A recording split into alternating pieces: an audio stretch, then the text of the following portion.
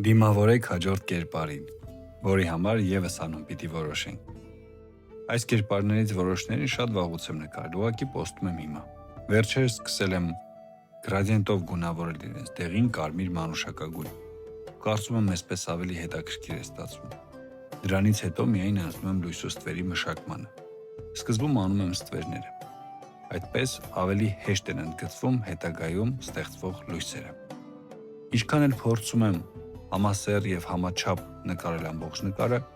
այնուամենայնիվ որոշ հատվածներում դետալիզացիան սկզբում ստացվում է ավելի շատ, քան մյուս տեղերում։ Ընթացքում նկարը շատ է փոխվել։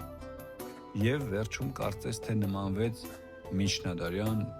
ինչ-որ մի զինվորի կերպարի։ Կարող լինի թե իսպանացի, ինչի չէ նաև հայ։ Ամեն դեպքում քիթն իրանն ասում է։ Դե ինչ, հուսամ այս անգամ ևս կօգնեք որոշել մեր հերոսի անունը։